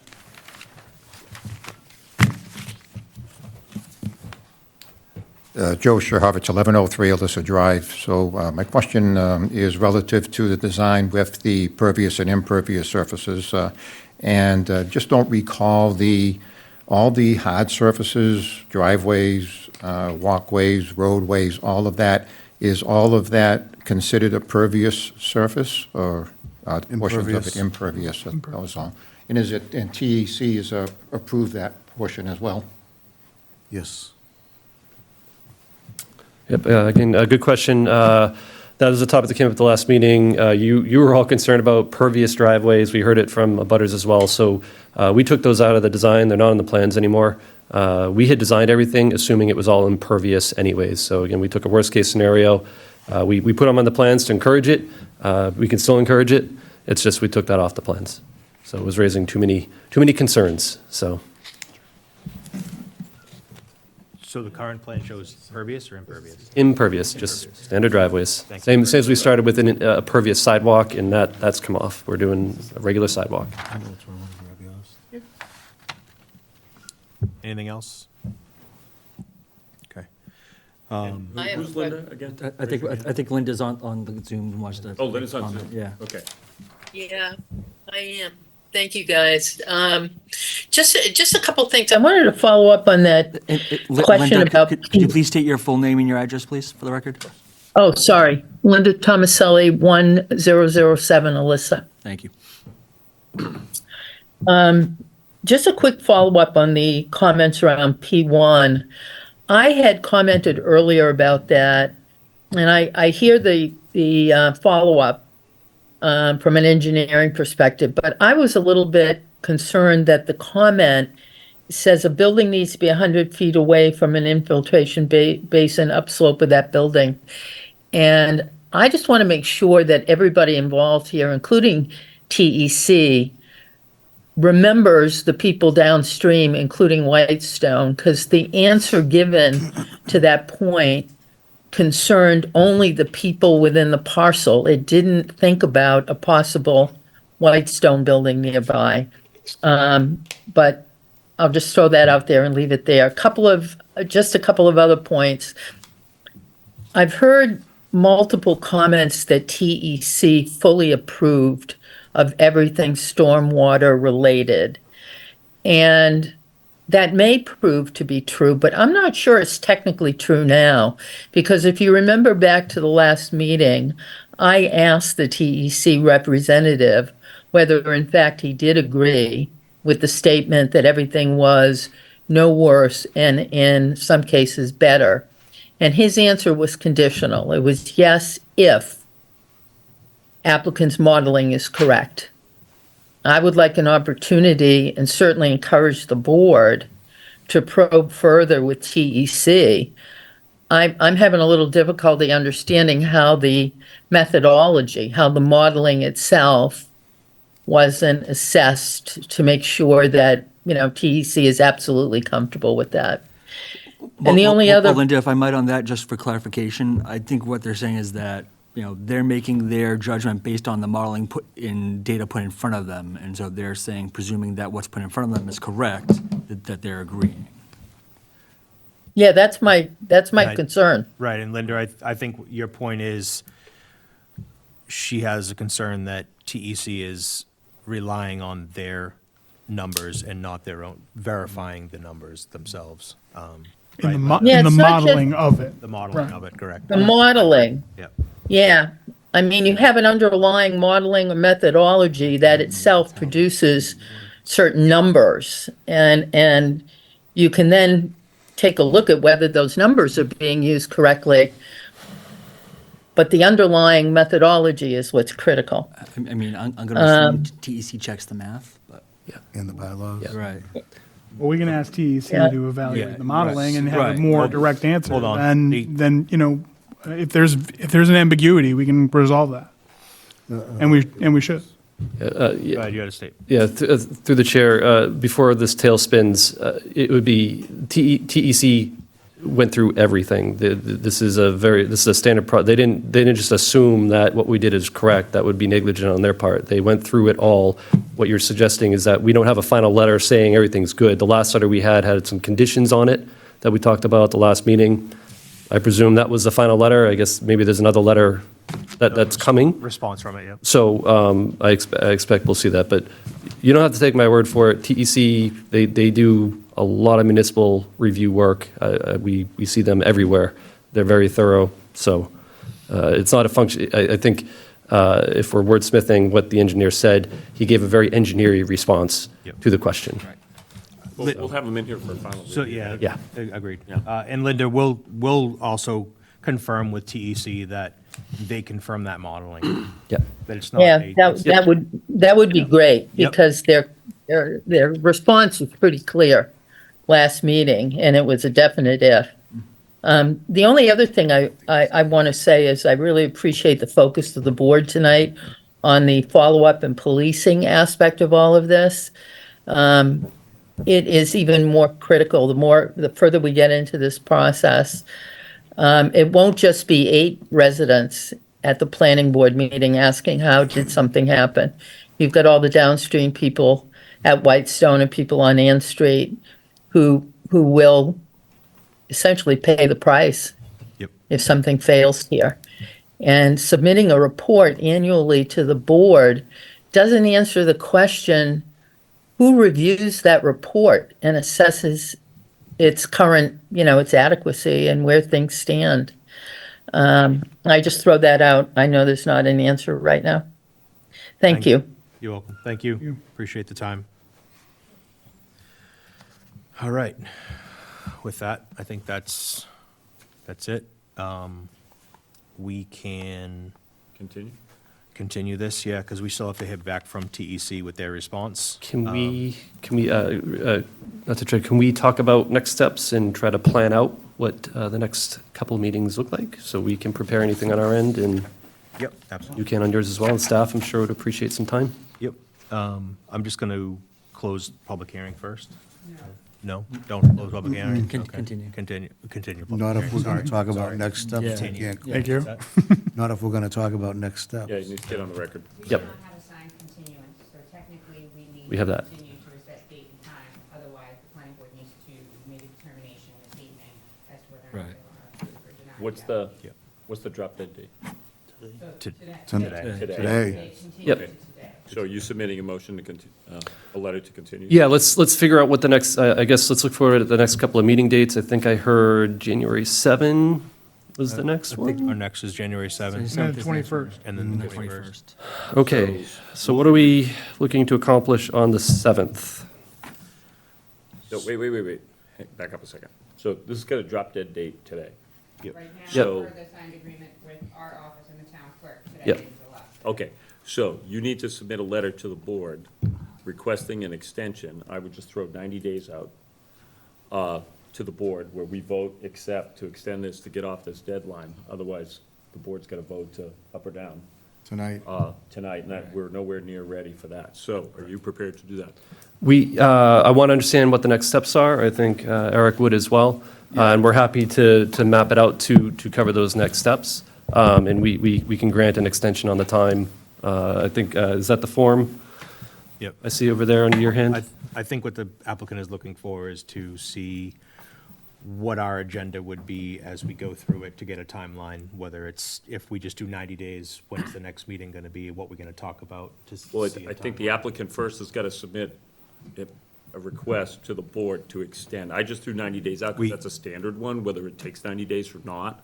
The next meetings, we're going to have TEC meetings, more public input, the board's going to meet, okay? And standard follow-ups on this. But Waiver I review, yep. I believe the board needs on the record, I mean, we just threw 30 days, you don't have to, 90 days out there, you don't have to use 90 Yeah, days. well, but- it seems to me that TEC and Moore and Cameron Group have done a lot of work, come a long ways, and maybe it's dotting the i's and crossing the t's. So I'd rather take it, meeting by meeting, because I know how time just tends to get away from all of us. So it seems like, I guess what Scott's trying to say is, let's look at the 7th. So- And if we don't all think we can get through it on the 7th, maybe we go to that next meeting. Okay, But well, wait, that's a push. And so, and I don't like that. Okay, so the board is, if you want to request an extension, okay, and believe me, if we can get it done by the 7th and we have public input, no problem. But you need to request an extension. And you're not going to push Right. the board into, oh, I'm only going to give it to you for a week. No, it doesn't work that way. Because we have other input coming in, TEC's going to be coming in, we may have other stuff coming in, and you don't want to put in 7 extensions. Okay, I've been here over 3 decades. We never go beyond what we have to. But we're not gonna get pushed into, you're gonna come up, oh, we're only gonna give you 20 days, because you guys went straight to a definitive and pushed that clock out. So, what's your date that you're gonna request, and then we'll go from there with what the other steps are gonna be. So just, Well, I think just logically too, I think with the timeframe we're looking at, specifically now going into the holidays, Christmas and New Year's, Yeah. I think the Yeah. 7th might be a little pushing it to get everything. yeah, prepped for on all understandably. si- on all So sides, that's what I just want to map out and And even see what the next attendance. steps are. We're going to talk about the extension, could make have sure attendance we issues have, with the holidays and yeah, things we like have the that. time to do what we need to Yeah, do. you got a bunch coming up. Yep. So January 7th, do we think we can have TEC buttoned up for that? No. Do we want to try? We can't speak to that. Right. So you, Provided initial review of the comments, they just haven't had an opportunity to formalize those in an official letter. So I would imagine that we could get those comments to you by the end of the week. Okay. All right. And the only recommendation I would like to put on record is that while we do not need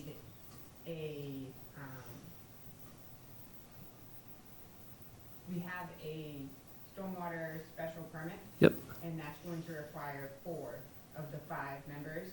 Yep. Not just the subdivision would just be a majority. We have 1 member who cannot vote already. Yep. So you do We gotta make also sure need to be everybody's here. mindful that you have those other 4 members present in Yep. order to vote. Thank you. 1 member has already sought the Mullen rule on one of the meetings, so if they do miss another one, we'll be down to 3, and then we need to figure out the rule of necessity in order to move forward. So 7th out, so that makes the 21st. So what are we looking at for the 21st? we're not. We're requesting an extension, and if you're gonna put in 90 days, and we're gonna take each meeting as it comes. All right, we're not going to, respectfully, we're not going to put in 90 days. I think So that what are you gonna put in? gives a lot of time. Well, I think what I'd like to figure out is, what are we going to do at the next We meeting? don't know, because how do we know that TET doesn't come back with, you guys are pushing. Okay, you're really pushing on, you wanna know specifics in a meeting that hasn't happened yet. If TEC comes back and says, you know what, Linda had a lot of points on here, and we're gonna go back and review this, and a snowstorm hits in mid-January, okay, and we can't get out there and start digging, then what? Then you're gonna be back here requesting this, so So we is that can't essentially? really put a specific engineering type formula to every meeting and what's gonna come in. So that's why we asked for a blanket extension. We're being reasonable. If you wanna go to the end of January, okay, that's fine. But don't expect us to come in and meet your deadline and agenda, which sounds like you're trying to do.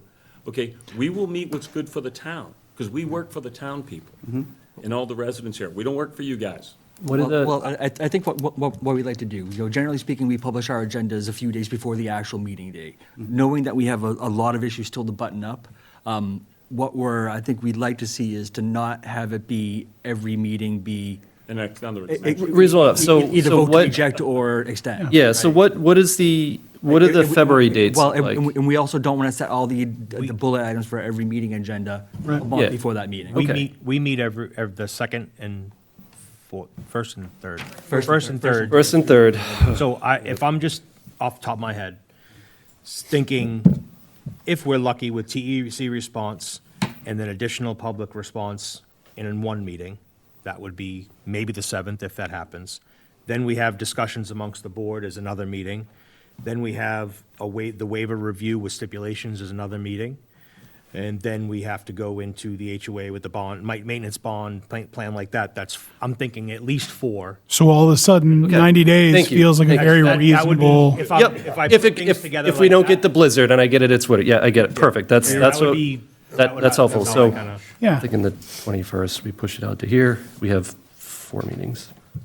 You guys have a closing date you're trying to meet or something? It's like anything else. We've been at this a long time. Well, it's not that, we finish in February, we're hoping to start by September. Yeah. We finish in May, we're hoping to get in that year. It's just, we have labor scarcity, we have material scarcity, every day counts, and it's wild, and you Who wouldn't, owns the property? Which one of you two? not Neither me. of us. Frank Franzone has owned the property for a long time, so, Yeah. yeah. Yeah, so we're not trying to be pushy, we're just, You are. oh, no. That's all right, we're being Let's be pushy. clear. Yeah, We're being pushy. construction Let's get it industry in 2024.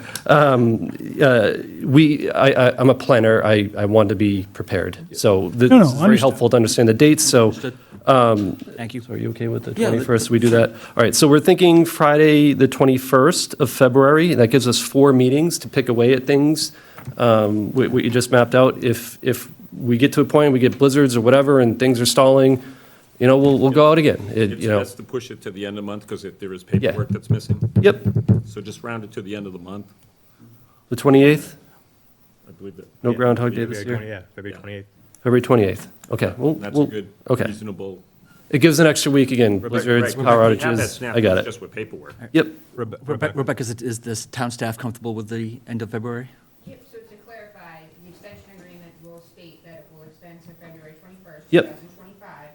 However, the board still has the ability to continue the public hearing until January 7th, if you would like to then review Yes. these comments. So Yes. there's 2 different deadlines we should be cognizant of. Yep. One is the ability to issue a decision by the board within the statutory timeframe from the filing, which is, again, giving us an extension to Yep. the February 21st deadline. Yep. And then whether or not the board would like to extend the public hearing to the January 7th date or the January 21st date in order to review TEC's comment letter and/or open the conversation up to discussion among either the board members or to continue to hear feedback from the public. I think I'd like to see it go to March 4th, Yeah. just in case one of us can't make it. No. Then you're gonna have, Right. you're not Get a gonna, decision written. so 5 meetings. Yeah. I mean, I think just have it out there, and I'd rather have it there and not use it than. if we don't use it, we don't use it. Then Maybe- need it, maybe not that- have that's it. It's not required to be Then 5 agree. meetings. Right. It's flexed so that we're not under We're not the doing gun same about thing something again else. In February. Eric? Yeah. There you go. Yeah. Okay. Almost got 90 days, we're just about there. Been doing this a while. I know how long it takes. So, Communication is good and helpful. So we're going to go to March 4. Thank you. Okay. All right, and then continue this meeting to January 7th. If we don't have a quorum, if we don't have information, we can always just continue it to the next meeting, certain. And that's an easy why thing to we do, but do let's what keep them going, meeting to meeting. So on my list, we're waiting on TEC, waiting on Groveland Water and Sewer. We have new letters in. I don't think I have those yet, so I guess I'd like to see those. Maybe you sent them. We've had a week. So that sounds good. Anything else that you need from me between now and the 7th? No. Motion continue. Yep, Yeah, just a motion. okay. I'd Thank like to you. make a motion to continue the public hearing on 181 R School Street to January 7th, Seconded. 25. 2025. Motion made and seconded. All those in favor? Aye. Aye. Thank you. So moved. Thank you very Is much. that 4 minutes we can vote on? Do we have to do any more motion, or We is got to do a that? motion to accept the All right. extension. Thank you all for coming. Thank you for coming. Thanks. Thank you for And the staying. letters. Yeah, you're welcome. You don't want to hear the rest of what's going on? Acceptance of the extension. As soon as they sign it.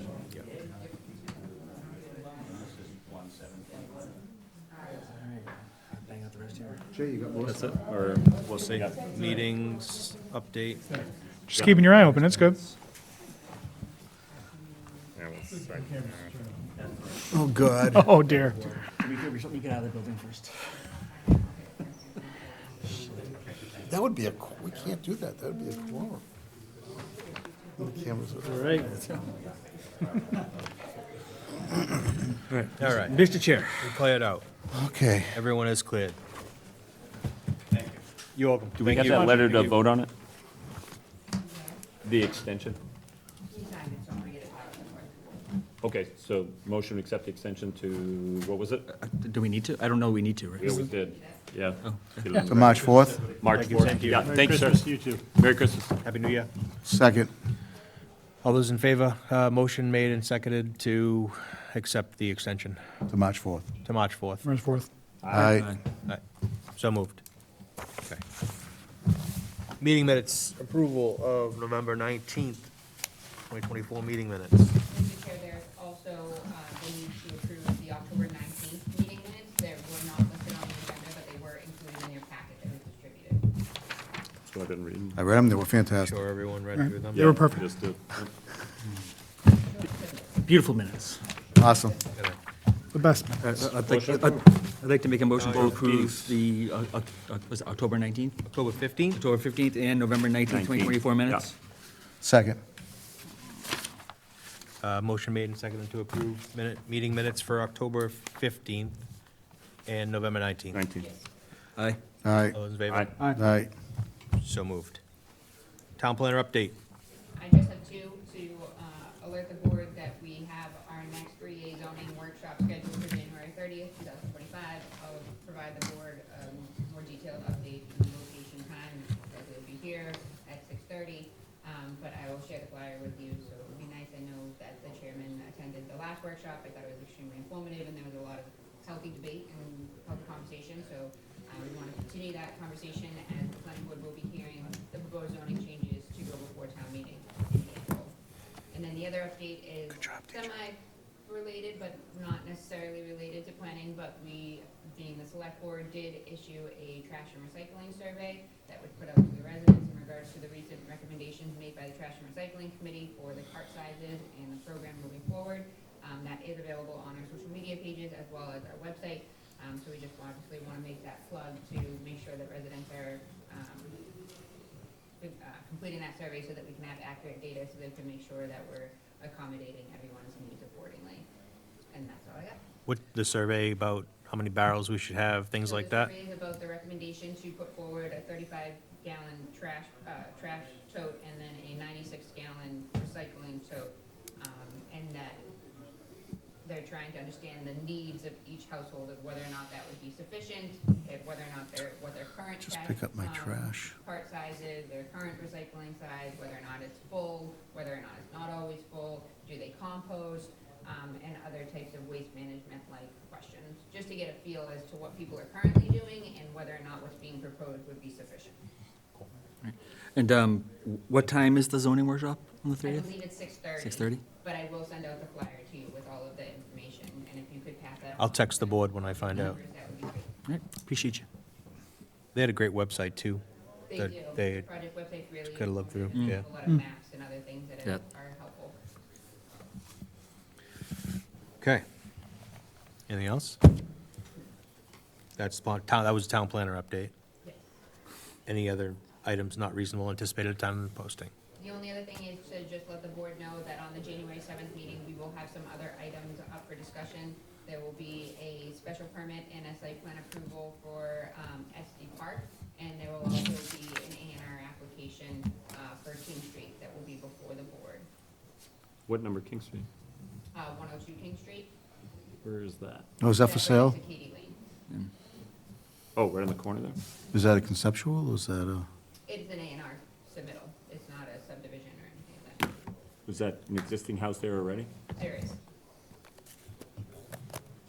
It's law for sale, right? Is that Adamopoulos' house? No, that's in the back. That's a law for sale? The Blueberry Lane? Yes, that was a former. The Blueberry House? That was a former one, correct. Yeah, the rights. Oh, they're just gonna tear it down and put something else in? So that, yeah, there was a subdivision that was filed way back. We were Right. probably on the committee back then. They didn't move forward with it. They're proposing an A&R for the lot. Okay, to take over the Thank you. Blueberry Farm. Okay. I'm sorry. Okay, got it. I know what it is. Next meeting, January 7th, 2025, at 7 o'clock here. Be there, be square? Be there, be square. Everyone's favorite time of the night. Anyone want to make it? I will make a motion to adjourn at 8:47 PM. Second. Third. That was quick. Motion made and second to adjourn. All those in favor? Aye. So moved. And Merry Christmas. Merry Thank you for Christmas, watching. Happy New Merry Year, Christmas. Happy New Year. Town of Groveland. Appreciate you. Time to have it.